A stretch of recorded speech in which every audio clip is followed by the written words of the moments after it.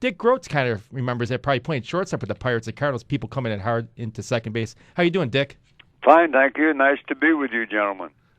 Nice to talk to you. Dick, I see you played with some great players on these Pirates teams here. I mean, you had Mazurowski, Clemente. I mean, it had to be fun baseball in Pittsburgh back then. Now it seems like they get retreads there. It's not competitive anymore, the Pirates. Well, believe it or not, this year they look pretty good. They're getting excellent pitching. They got back to even 500 last night. So I'm kind of impressed, and I think the people in Pittsburgh are right now because they're drawing fantastic crowds. Is it the young players, basically, they want to sit there and win? They're not basically getting the retreads like they did in years past? No, this is a young team. They've got the center fielder, McCutcheon, Spada in left field, and young Walker, who's a native Pittsburgher, has really played well as a switch hitter. They moved him to second base, and he's done an excellent job. Do you like that new ballpark they have in Pittsburgh? Very much so, yes. It's a beautiful ballpark. The only one I would rather be in might be Wrigley Field. Why? I've always loved Wrigley Field. I mean, when you played against the Cubs at Wrigley Field, though, I mean, the Cubs didn't draw it back in those days. Well, they had pretty good pitching, but we always had a lot of success in Chicago. Besides that, you played all-day games, so you had a chance to get a good dinner, excellent food. Chicago was always one of our favorite towns to go into. Day baseball, was that something that you enjoyed? That's always been a problem with the Cubs, day games, night games, day games. Well, we always enjoyed being in Chicago. It was a great city. You had a chance to get on a normal schedule. You had dinner, great food places in Chicago. It was just a great town to go into. You were teammates with Ralph Kiner. We talked to Ralph Kiner about a month ago. I mean, the way he started his career here, I mean, it looked like he was going to hit 500 home runs. I mean, if he didn't have those back problems, do you think he would have been probably one of the top 5 home run hitters of all time? Well, I was very fortunate. When I was a high school kid, I looked up to Ralph Kiner. And then I signed with the Pirates in '52 and joined him out of college and ended up rooming with Ralph Kiner. And he was one of the nicest people in the whole wide world. And besides being a home run hitter, he was a good hitter. He hit over 300 a number of years. How was he as a roommate? Great. He was just wonderful. Of course, we were all kids making a whole $5,000 a year, which was a... Dick? I think we lost him. We'll try to get him back on the phone. I want to go back to making $5,000 a year. Of course, that was when $5,000 was $5,000. There was a lot of money back then. Well, maybe not a lot, but I mean, certainly not compared to what today's athletes make. But think, it was a lot of money for working 6 months a year, though. They had second jobs. They right. were insurance you salesmen, had to have a car second salesmen. job.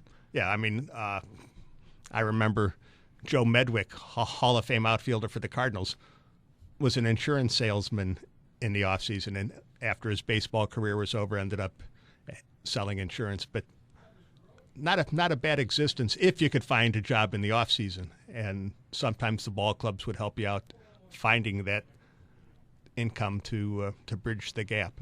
Dick, are you there? I'm back again. Still making $5,000 a year? That's what the minimum salary was in those days. A little less than what it is nowadays. You ever look back and say, gee, if I'd come along 50 years later, anything like that? Well, not really, because I don't resent anything the players make today. God bless them. But I will say one thing. I'm very, very pleased that I played during the era. When you think about the number of people we played against, the Mantles, the Maris, the Williams, the Musials, I mean, there was numerous superstars before the product became so diluted. Now, you think that's a function of expansion? I think that's part of it, yes, because I feel personally that if you put all the players in the major leagues in a pool and drafted out 16 teams again, you'd see the quality go right back up. But I just don't believe there are enough major league athletes to fill out 30-some teams. When you say athlete, you were a true athlete. You not only played baseball, you were a basketball player at Duke, played in the pros. Was there a reason that you didn't continue to play basketball, that you just basically concentrated on baseball? I didn't have any choice. Mr. Rickey would not allow me to play. I was making more money in the NBA than I was in baseball. And I wanted to go back when I came out of the service, but I still had 2 years on my bonus contract due me from the Pittsburgh Pirates, and Mr. Rickey would not allow me to go back to the Pistons. And that was my first love. So if you had to do it all over again, he would have said, well, I don't know. My father had a lot to do with that. He said, you put your name on that contract, son, you're going to live by it. So I didn't have much choice. But really, basketball has always been my first love. So I assume you still follow your Duke basketball through the years. I've been broadcasting University of Pittsburgh basketball for 32 years. And Hillgrove and I have worked together for 32 years.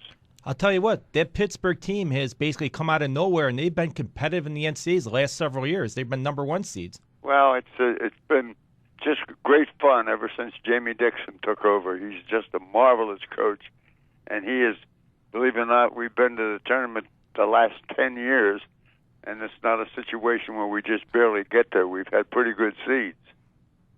So if Duke's playing Pitt in the tournament, who are you rooting for? I guess I have to root for Pitt because I know all the players. I live and die with the coaches. I really don't know the Duke players other than Coach K and a couple of his staff members. But when you travel with the kids and get to know them, go to practice as much as I do in the winter, I know these kids personally, so I have to root for Pitt. Are they still student athletes, or nowadays is it basically they're just athletes and they go to school on the spare time? Well, I don't know. That's another thing that Jamie Dixon's done. His kids have all graduated in the last few years. Of course, he hasn't had any one and outs so far, but he had Blair, who left after 2 years. But basically, he develops winning basketball teams with kids that stay 4 years. Getting back to little baseball, who was the best player that you played with and the best player you played against? Probably Bobby Clemente was the greatest athlete I ever saw on a baseball diamond. There wasn't anything Bobby couldn't do had he wanted to. And he proved that in the 1971 World Series when he actually put the Pirates on his own shoulders and carried them right to a World Championship. And that's a very difficult task to do in baseball. It's one thing if you're a basketball player and you're LeBron James or somebody like that. You're right. Baseball, a far different game to be able to do that. But he was just phenomenal in that 71 series. And, of course, I played with Bobby for 7-8 years. And he was a magnificent outfielder, had a great arm, and it was just fun to watch him hit a tweener. If he hit an extra base hit, to watch him make the turns on the bases was beautiful. I'll tell you what, you weren't too bad in 1960 winning the MVP and taking the Pirates to their World Series. Everybody knows their World Series for that Mazeroski home run, but you were the key to that team. Well, I don't know about that. I always felt I accepted that award on behalf of 25 people because that was a very, very, very good baseball team and one that really knew how to play the game. Everybody was very good at moving runners, and it was an excellent base running team, and we had fine pitching. Of course, that's what's going on with the Pirates right now. When we were terrible and we were bad growing up, all of a sudden Law and Friend and Haddix became better pitchers. We automatically became a better ball club, and that's exactly what the Pirates are doing today. Now, how would you compare those 60 Pirates to another World Series winner that you played on, the 1964 St. Louis Cardinals? Boy, they were almost identical type teams. But you have to be lucky, too. If you look back on that 64 team, we didn't have any injuries. We had Kurt Flood with a bad ankle, but you couldn't get him out of the lineup. And Bill White had problems with his shoulder, but he never came out of the lineup. I would imagine of the starting 8 players, Timmy McCarver, the catcher, we must have played an average of 155 to 160 games apiece. I know I played 161 games that year. Elliott likes that team because he grew up in St. Louis. Yeah, I grew up watching those Cardinals. That was fun. In fact, coming down the stretch, the Phillies had the pennant pretty well wrapped up, and then we started getting better and better, and the better we became, the worse they became. Finally, the last day of the season, we won the pennant.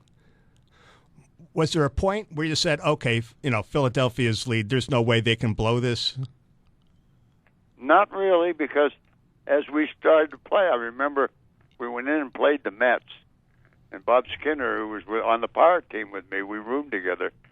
We felt had to beat the Mets 2 games, and then we went in to Pittsburgh. We were going to win 4 out of 5, we thought.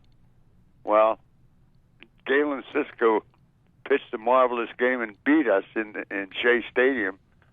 And we got on the bus, and I'll never forget, Skinner turned to me and he said, now we need 5 in Pittsburgh. And we did. We swept the Pirates 5 in a row.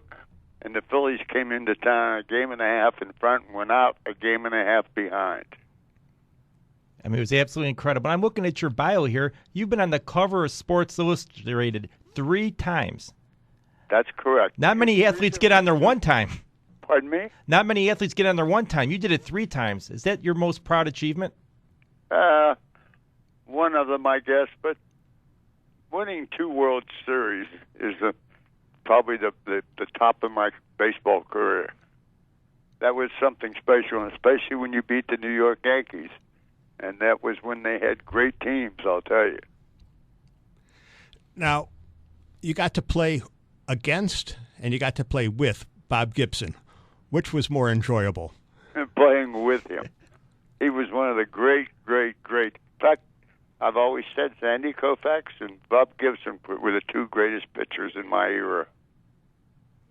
I got a question. Bill Mazeroski basically gets a lot of criticism saying he does not belong in the Hall of Fame. But I'm looking at your stats here. I think you should be in the Hall of Fame here. You're an 8-time All-Star. You won an MVP, was runner-up to Sandy Koufax. Why are you not in? I have no idea, other than the fact that I've always felt that the Hall of Fame is a place for superstars. Bill Mazeroski was the greatest second baseman the game ever seen. He was just magnificent. I played with him for years, and we led the league in double plays 5 times, which I didn't realize is still a record, along with Ozzie Smith. But he was just something else to watch at second base. Did anybody turn a double play better than Maz? No one. In fact, I remember when Banks and Baker were playing in Chicago, and then Gene, who's a class gentleman, came to the Pirates, and he said to me one day, he said, I sit and watch you guys make double plays. He said, Ernie and I could never make some of the double plays you guys made. I'll tell you another great second baseman, a guy we're going to have on soon, Bobby Doerr. Oh, boy, I guess. With the Red Sox, he sure was, and a gentleman, too. Do you remember watching Bobby Doerr play? Because he's a little older than you. Yes, but I watched him in All-Star games and so forth, and then I got to know him at some of those crackerjack old-timers games, and he's a class gentleman. Was he that good of a player? I mean, when he was in his 50s and 60s in those All-Star games? I can't answer that. I don't remember whether I played against him or not in those All-Star games. You know what? I miss those All-Star games because I'm 39, but I remember in the early 80s, I mean, we had Cubs season tickets, and you would see the Bob Gibsons come out there and play, and it was fun just seeing them trot out there and stuff, and they basically stopped it in the late 80s. Well, I think one of the things that All-Star games have changed about, and in my opinion anyway, it meant so much more to be elected by your peers. When the players voted for you for an All-Star game and you got elected in the starting lineup, that was really special because it was your peers. In fact, the year I was traded to St. Louis, it was a great honor for me. I got more votes as a starting shortstop than any other player in either league. Dick, I'll let you go. It was a pleasure talking to you. I appreciate being invited on your show. Thank you very much for your time. Thank you.